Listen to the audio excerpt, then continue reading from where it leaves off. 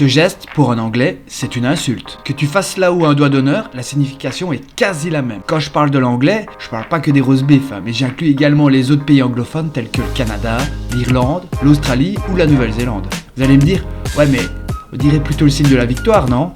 Oui mais non. Le signe de la victoire, c'est ça ou ça. La paume de la main est dirigée vers l'extérieur. Un doigt d'honneur à l'anglaise se fait la paume vers l'intérieur. Ouais, je sais, c'est très bizarre. Si quelqu'un venait à faire ça devant nous dans un café en Europe, on comprendrait même pas. Pourtant, vous l'avez déjà vu à plusieurs reprises. Suffit de voir la réaction de certains acteurs anglais comme Daniel Craig ou Robbie Williams. Certains films anglais également comme Ali G. Mais je pense que c'est rarement compris par le spectateur et c'est tellement bref qu'on n'y prête pas vraiment attention. Mais vu qu'on en parle, la question qu'on se pose forcément en voyant cela, c'est pourquoi les Anglais font-ils le bras d'honneur de cette manière-là? Pour en connaître la raison, il faut remonter au Moyen-Âge, l'époque des châteaux, des cathédrales et des croisades. Enfin, pas pour tout le monde, hein. Cette formidable époque où tes ascendants se reproduisaient entre frères et sœurs. C'est également un moment de l'histoire très connu pour son ouverture d'esprit, comme lorsque t'étais un peu gay sur les bords et que tu finissais comme ça. Tu vas mourir par là où tu as péché.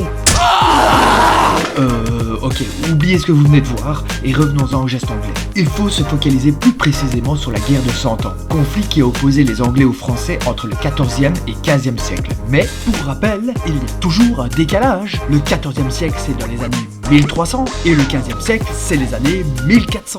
Moi, j'ai pas compris. Pour faire simple, l'an 1, c'est le 1er siècle, donc l'année 101, c'est le 2e siècle. Oh, j'ai compris. Alors, je vous arrête tout de suite.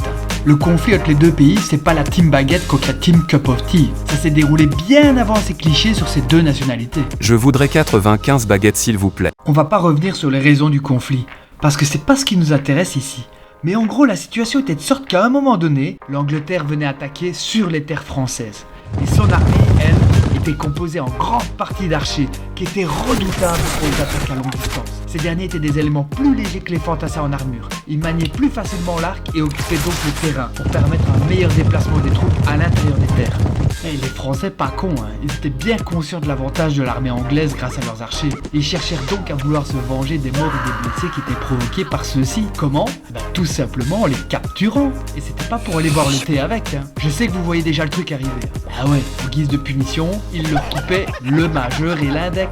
Pourquoi? Pour ne plus pouvoir utiliser les doigts qui étaient essentiels à tirer sur la corde d'un arc. Il y en a forcément un qui va me sortir qu'il a déjà vu quelqu'un décocher avec les pieds. Ouais, pourquoi pas. Vous pouvez aussi catapulter les handicapés, hein. Il n'y aura jamais de limite sur internet. On n'a pas besoin d'être médecin pour affirmer que sans ces deux doigts, la maîtrise de l'arme était très compliquée, voire quasi impossible vu la force qu'il fallait exercer pour tirer la corde. On parle d'un arc à l'ancienne, hein, sans toutes les technologies actuelles. Lorsque les archers anglais se retrouvaient à bonne distance des Français sur le champ de bataille pour provoquer, ils montraient leur index et leur majeur en forme de V, ce qui signifiait qu'ils étaient toujours aptes à leur envoyer une flèche bien placée.